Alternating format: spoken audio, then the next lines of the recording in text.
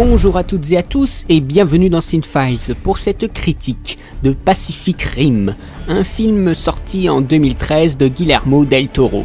C'est un film avec Charlie Hunnam, Rinko Kikuchi, Idris Elba et Ron Perlman.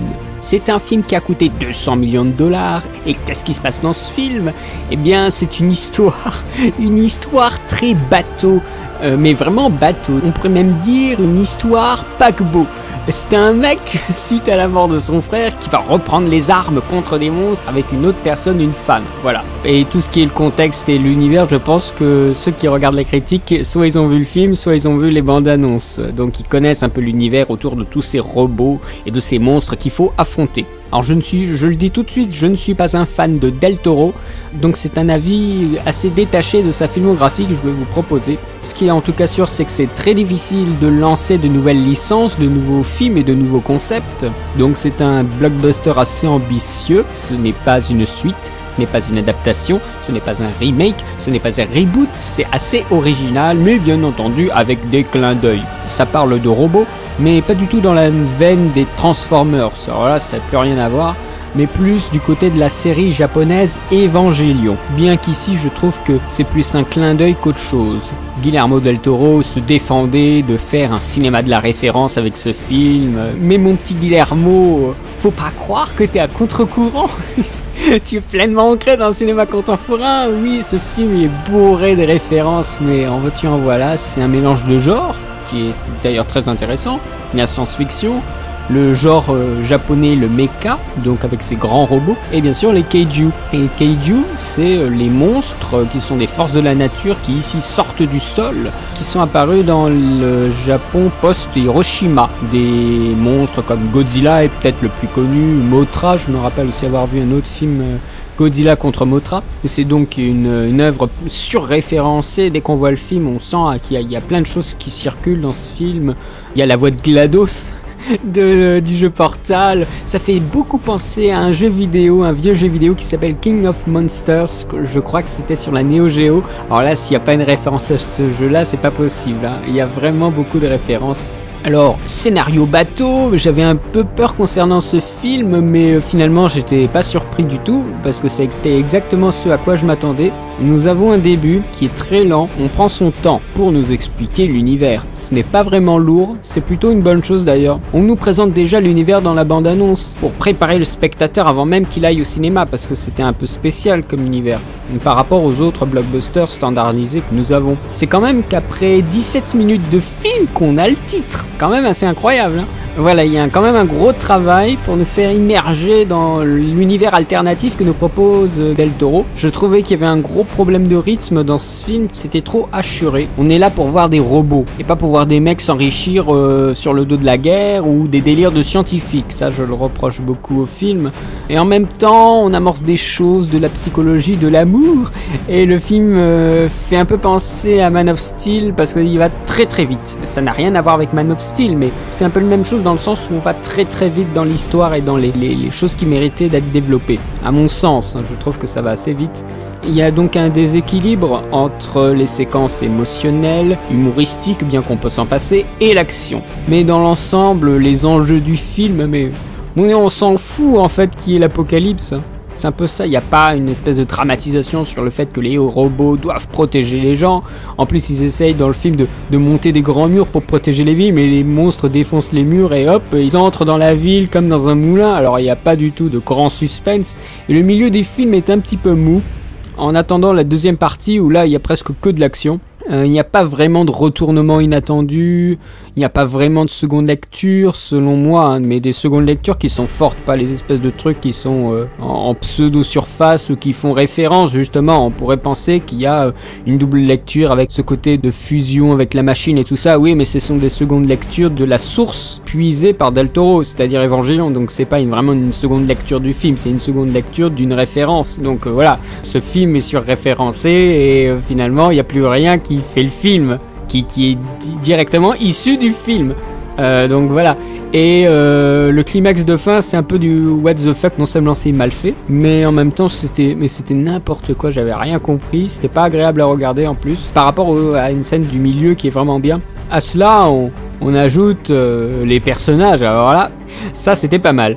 On a un casting qui est pour le coup audacieux parce qu'il n'y a pas de star, donc il faut bien projeter de nouvelles figures de temps en temps sur le devant de la scène, donc c'est ce que fait Guillermo del Toro et ça c'est super bien. C'est même un casting international avec le héros déjà. Alors lui c'est une espèce de Rambo, du fait qu'il lui arrivait des malheurs, après il s'enferme dans une espèce de construction de chantier. Quand il y a le chef qui vient le voir, en gros il dit c'est pas ma guerre colonel, donc c'est une espèce de Rambo, mais un Rambo du pauvre. Hein. On a Idris Elba qui est sympa en espèce de grand chef là qui dirige les opérations, mais je trouve qu'il manque un peu de charisme. Et il suffit pas d'envoyer des punchlines, on annule l'apocalypse pour qu'on ait du charisme. Ron Perlman, il a du charisme, mais je trouve qu'il sert à rien dans le film. Il est juste là parce que c'est l'ami de Del Toro. Il lui a fait un rôle sur mesure, ça marche très bien, mais il est complètement dispensable à mon avis. J'y croyais pas du tout pour ma part. Ce sont des jeux standards, des jeux d'acteurs assez standards, sauf la japonaise. Alors là, la Rinko Kikuchi, alors là, c'est une autre paire de manches. Hein. On l'avait déjà vu dans le film Babel de Alejandro González Iñárritu. Et bien là, j'ai envie de dire miam miam. Hein. Non seulement elle est super jolie, mais elle joue très très bien. Elle travaille beaucoup la gestuelle, son corps et son regard par rapport aux Américains qui sont complètement fades. Elle a le béguin pour le héros.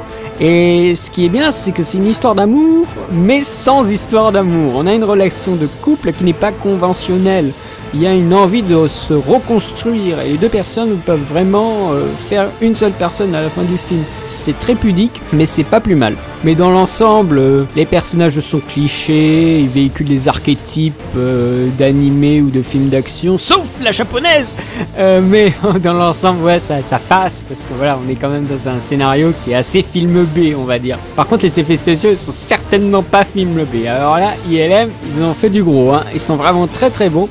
Il y a plein de money shots, c'est-à-dire des plans qui ont coûté bonbon à mon avis. Mais c'est aussi un film qui va vachement vieillir. Plus un film à d'effets spéciaux, en numérique, hein, nous nous entendons bien. Et plus au fur et à mesure des années, ça va vieillir. Et je sais pas, dans 5 ans, mais on regardera ce film, on dira mais non, mais c'est tellement pourri. Voilà, donc c'est bien emmerdant quoi. Ils seront très bons et je pense qu'ils vont bien tenir. Mais au bout d'un moment, déjà les Avengers, les effets numériques sont pas terribles. Reflet de lumière, texture, c'est déjà pauvre. Donc voilà, ça peut aller très très vite. Donc je pense que ce film pourrait bien tenir, mais il y a des parties pris qui sont assez spéciaux concernant les effets par ordinateur. Alors les titans numériques, ils sont très bons. On essaye de montrer des choses qu'on n'a jamais vues auparavant. On ressent vraiment les masses, les tonnes se déplacer. Bien qu'il soit lent, le combat ne l'est absolument pas, il est très très bien, ça c'est un bon point. Les kaiju sont vraiment menaçants, des fois des designs un peu ridicules, mais dans l'ensemble voilà, ils s'inspirent d'animaux existants. Il y a eu un gros travail de design, ça fait beaucoup de bien et ça fait d'ailleurs très longtemps qu'on n'a plus vu de créatures comme ça, ça fait aussi beaucoup de bien aux spectateurs, toujours avides de destruction massive et ici nous en avons. Mais je trouve que en fait ce film est plus une démo technique qu'un film avec un scénario ou de véritables concepts ou quoi que ce soit. C'est une démo technique de ILM qui se sont payés en gros un film de 200 millions de dollars pour montrer attention voilà où on en est, regardez nos jolis plans.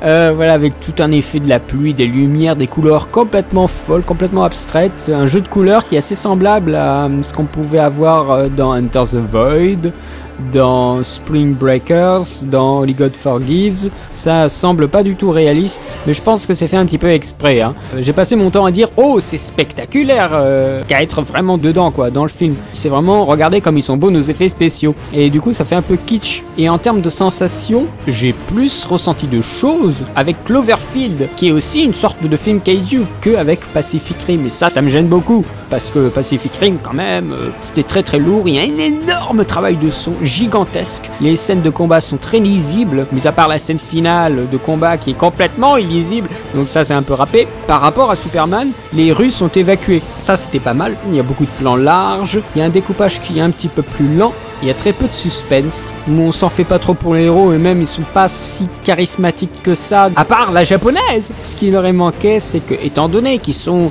ils doivent se connecter émotionnellement l'un à l'autre pendant qu'ils sont en train de se battre, mais en fait ils le font que au départ, et après on semblerait que tout aille pour le mieux quand ils sont en pleine scène d'action. Ce qui aurait été énorme, c'est qu'il y ait des traumas au beau milieu des scènes d'action et qu'ils doivent essayer de se reconstruire en même temps de défendre leur robot et leur vie finalement contre le monstre. Ça aurait été complètement épique, c'est-à-dire combat extérieur, combat intérieur, c'est-à-dire il y a plusieurs niveaux de conflit, ça aurait été dément.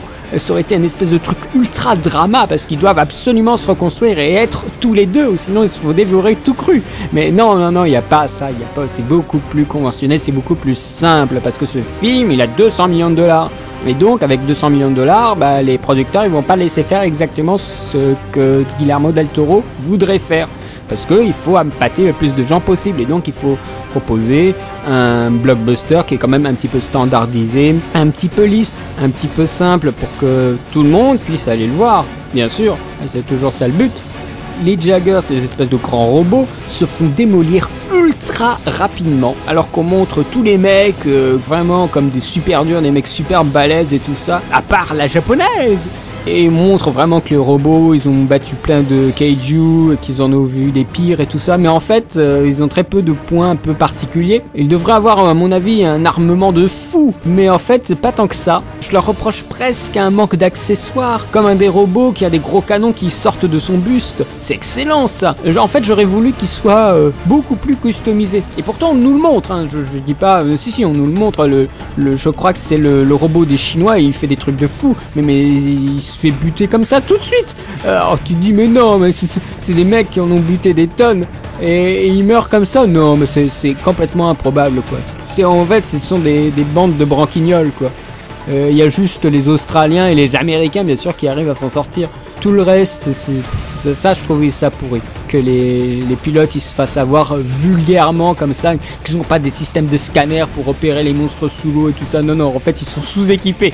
Ils sont sous-équipés. Quand même, là je suis en train d'un peu défoncer le film, mais enfin j'ai l'impression. Mais c'est quand même assez généreux ce qu'on nous présente à l'écran, je trouve. Il y a une bonne mise en scène, on sent toute la passion du réalisateur. J'ai beaucoup aimé la façon dont ils ont filmé les intérieurs du cockpit du robot. Il n'y a pas beaucoup d'expérimentation à cause du budget, hein, bien sûr, on limite parce que c'est trop cher et donc il faut rentabiliser ça, donc large public, donc il faut pas trop proposer des choses un peu bizarres, mais il y a une scène de souvenir quand la japonaise, alors c'est toujours elle, moi je suis complètement fan, hein, la japonaise, elle passe d'un plan du réel à un plan de souvenir. Et ça m'a fait beaucoup penser au film Monica de Bergman. Il y a un moment, il y a Monica qui regarde le spectateur et il y a le fond qui devient noir. Et bien ici, on a un peu la même chose, mais ce n'est pas en un plan, c'est en plusieurs plans. Ça aurait été énorme que ce soit en un plan. On passe du réel au souvenir, presque en un plan. C'est vachement bien. Alors ça, c'était une idée de cinéma. Ça, c'était génial. Mais voilà, il y a très peu d'expérimentation dans ce film. Vous allez peut-être m'assassiner, mais pour moi, c'était un petit peu entre Transformers et Battleship.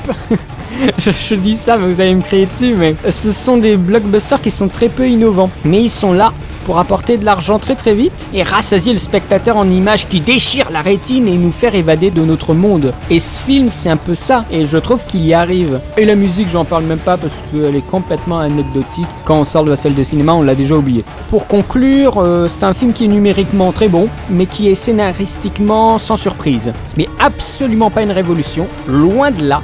Et il y a beaucoup de gens qui disent qu'il va pas marcher, tout ça, mais je trouve qu'il a déjà fait 90 millions de dollars en 3 jours. Il faut arrêter les conneries. Je pense qu'il va bien marcher. Alors bien sûr, il va pas forcément marcher aux États-Unis parce que c'est pas vraiment leur type de cinéma. Mais je pense qu'il va bien marcher en Europe et je pense qu'il va aussi très bien marcher en Asie. Je le trouve quand même assez standard. Mais sur un concept original, faut lui laisser ça. Les personnages sont bof, à part la japonaise. Non, c'est un bon divertissement, mais il faut pas s'attendre à une œuvre de référence. Et c'est une fin qui est finie, c'est-à-dire c'est vraiment la fin, après il n'y a plus rien. Donc, s'ils font une suite, ce sera pas une suite, mais ce sera une préquelle. Donc, là, les préquelles, là, c'est formidable. Hein. J'hésite entre un 13 et un 14, je vais lui mettre un 13,5 sur 20. C'est un scénario des années 80, mais avec des effets spéciaux de 2013. Ça promet beaucoup, mais j'en aurais peut-être voulu plus, mais je pense que c'est quand même même un film à aller voir. Donc voilà, j'ai terminé ma critique de Pacific Rim. Si ça vous a intéressé, si vous avez des commentaires, des remarques, si vous trouvez que j'étais complètement injuste ou que je s'étais justifié, n'hésitez pas à poster un commentaire sous la vidéo. Ça me ferait très plaisir de parler avec vous. Quant à moi, eh bien, je vous remercie d'avoir vu cette critique et cette vidéo et je vous dis à bientôt pour de nouvelles critiques et pour de nouvelles analyses. Allez, salut!